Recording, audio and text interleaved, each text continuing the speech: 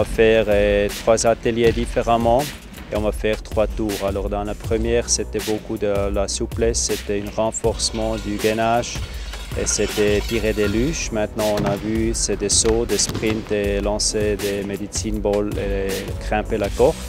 Et la troisième partie, c'est après dans les jeux. Comme ça, on va essayer de faire une simulation. On va faire plus ou moins la même chose qu'est-ce qui se passe sur la glace.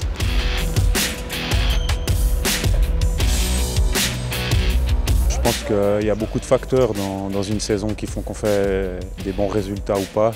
Mais c'est sûr qu'un de ces facteurs, c'est la préparation physique. Après, il y a des joueurs qui en tiennent plus compte que d'autres. Pour moi, ça a toujours été quelque chose d'important parce que j'avais peut-être pas le talent de certains. Mais je crois que maintenant, même avec du talent, on est obligé d'avoir une préparation.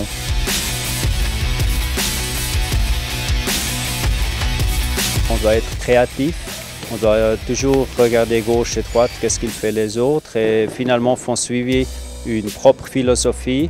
Je parle souvent avec les joueurs parce que c'est eux les acteurs et ils doivent me redonner comment ils la sentent et finalement ensemble on va développer un programme. Chez moi on va passer aujourd'hui 5 tours, toujours 45 secondes bouger et après c'est... Le but pour moi c'est augmenter la physique chez tous les joueurs et finalement créer un esprit d'équipe s'il y a une équipe qui est soudée.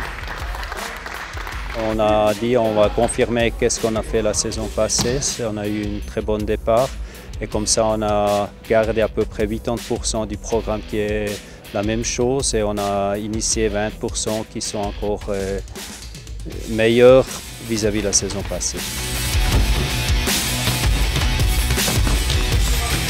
Personnellement, la course, c'est pas ce que je préfère, donc il faut que je me fasse violence pour courir. Mais je crois que maintenant le hockey a beaucoup changé, il y a beaucoup plus de vitesse, d'agilité, donc les entraînements ont aussi beaucoup changé. Quand je regardais mes frères qui s'entraînaient à Lugano il y a 15-20 ans en arrière, c'était beaucoup de la force, on accentuait beaucoup sur la force. Et maintenant je crois qu'on revient un peu en arrière où on essaye d'être beaucoup plus agile et puis aussi travailler beaucoup la mobilité. Je pense qu'à un âge avancé aussi, si on ne travaille pas la mobilité, à un moment donné on va payer le prix avec les blessures.